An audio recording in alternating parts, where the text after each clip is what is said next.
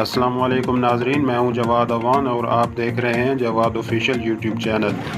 ناظرین، امریکی سربراہی میں قائم افغانستان میں فوجی اتحاد جب 20 برس بعد افغانستان سے نکل رہا ہے تو روس کے لیے نیا مسئلہ کھڑا ہو گیا ہے۔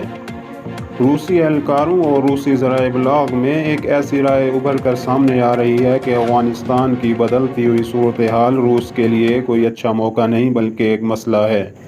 افغانستان کی بدلتی ہوئی صورتحال کے حوالے سے روس کی اعلان کردہ پالیسی یہ ہے کہ اسے وسطی ایشیا میں اپنے اتحادی ممالک کو اس کے منفی اثرات سے بچانا ہے، تاہم اس کے علاوہ روس کے کیا ارادے ہیں یہ واضح نہیں ہیں۔ ایسا محسوس ہوتا ہے کہ افغانستان میں طالبان کی حالیہ کامیابیوں کے بعد روس افغانستان میں غیر جانبداری کی پالیسی کو ترک کر کے طالبان کی حمایت پر آمادہ ہو چکا ہے۔ یاد رہے کہ روس نے 2003 سے طالبان کو ایک دہشت گرد تنظیم قرار دے رکھا ہے، لیکن اس کے باوجود روس 2019 کے بعد سے 2 بار افغان ڈائیلاگ کی نمائندگی کر چکا ہے، جس میں طالبان کے علاوہ افغانستان کے دوسرے اپوزیشن گروہوں کو مدعو کیا گیا تھا۔ ان مذاکرات میں روس نے افغانستان کی موجودہ حکومت کو شرکت کی دعوت نہیں دی تھی۔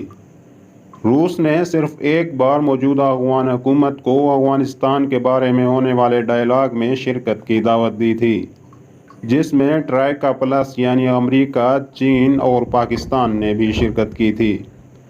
ناظرین، مذاکرات سے پہلے افغانستان کے بارے میں روس کے چیف مذاکرات کار ضمیر کابلوف نے کہا تھا کہ وہ افغانستان کی موجودہ حکومت اور طالبان پر زور دے رہے ہیں کہ وہ افغانستان میں ایک پائیدار حکومت کے قیام کے لیے سمجھوتے پر رضامند ہو جائیں، لیکن افغانستان میں طالبان کی حالیہ کامیابیوں کے بعد روس نے موجودہ افغان حکومت سے ہاتھ کھینچ لیے ہیں اور حکام ایسی باتیں کر رہے ہیں جس سے تاثر ملتا ہے کہ روس سمجھتا ہے کہ نیٹو افواج کے انخلاء کے بعد اشرف غنی حکومت کا افغانستان میں کوئی کردار نہیں بنتا۔ افغانستان کے بارے میں روس کے خصوصی نمائندے ضمیر کابلوف کے مطابق افغانستان کی موجودہ صورتحال کا واحد حل افغانستان میں ایک ایسی وسیع البنیاد حکومت کا قیام ہے جس میں پشتون، تاجک اور ہزارہ برادری کی نمائندگی ہو۔ ناظرین، ضمیر کابلوف جو افغانستان کی موجودہ حکومت کو کٹھ پتلی حکومت کہہ کر پکارتے ہیں، ان کا کہنا ہے کہ مستقبل کی افغانستان کی حکومت میں افغانستان کی موجودہ حکومت کا کوئی کردار نہیں ہوگا، کیونکہ طالبان ان کے ساتھ بات چیت کرنے کو تیار نہیں ہیں۔ طالبان وقت گزرنے کے ساتھ معتدل ہو چکے ہیں اور وہ ایک قابل سیاسی قوت ہیں جو طاقت کے صحیح دعوے دار ہیں۔ ضمیر کابلوف یہ بھی کہتے ہیں کہ طالبان دہشت گرد تھے اور ان میں سے کچھ اب بھی ملکی سطح پر دہشت گرد کارروائیوں میں ملوث ہیں، لیکن وہ ہمارے علاقائی مفادات اور سینٹرل ایشیا میں ہمارے اتحادیوں کے لیے کوئی خطرہ نہیں ہیں۔ ضمیر کابلوف کے مطابق وسیع ٹرائیکا روس، چین، امریکہ اور پاکستان طالبان کو اسلامی امارات کے منصوبوں کے حوالے سے اپنے لب و لہجے میں نرمی لانے میں کامیاب ہوا ہے۔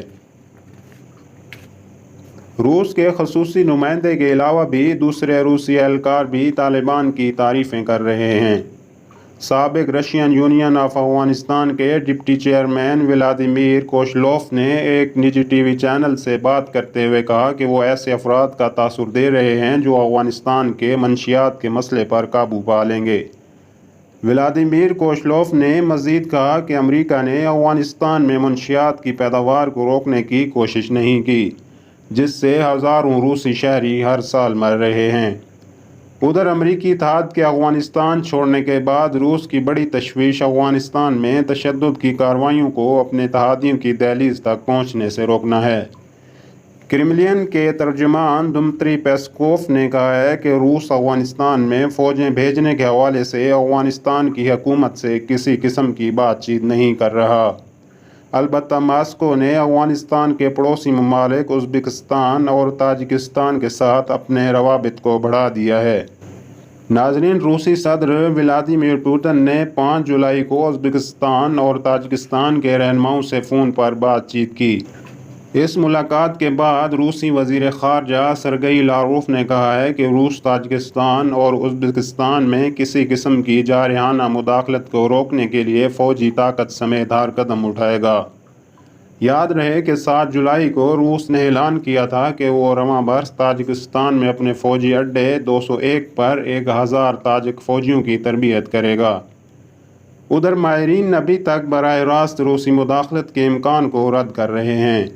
اسی طرح کے خیالات کا اظہار ماسکو کی ہائر اسکول آف اکنامکس کے ماہرین نے بھی کیا ہے۔ انہوں نے کہا کہ روس کے فوجی دستوں کی علاقے میں تعیناتی کا کوئی امکان نہیں ہے۔ یاد رہے کہ روس نے تاجکستان اور ازبکستان میں فوجی اڈوں کو افغانستان میں کسی صورتحال سے نمٹنے کے لیے بنایا تھا۔ ماسکو کو طالبان سے کوئی خطرہ نہیں ہے، لیکن انہیں شدت پسند گروہ اسلامک اسٹیٹ کے ممبران سے خطرہ محسوس ہوتا ہے۔ روسی وزیر خارجہ سرگئی لاروف اس کا اظہار بھی کر چکے ہیں۔ روس کو خدشہ ہے کہ اگر طالبان افغانستان کے شمالی علاقوں میں بغیر کسی روک ٹوک کے تسلط قائم کر گئے تو وہاں سے القاعدہ، IS، Islamic movement of Uzbekistan, شمالی روس کے کوئی کاف خطوں سے تعلق رکھنے والے شدت پسند تاجکستان اور ازبکستان میں آ سکتے ہیں اور وہاں اپنے سلیپر سیل بنا سکتے ہیں۔ ناظرین، فی الوقت اتنا ہی۔ مزید قومی اور بین الاقوامی حالات سے باخبر رہنے کے لیے چینل کو سبسکرائب کریں اور بیل آئیکن کو دبا کر آل نوٹیفیکیشن پر ضرور کلک کریں تاکہ ہر آنے والی خبر آپ تک پہنچ سکے۔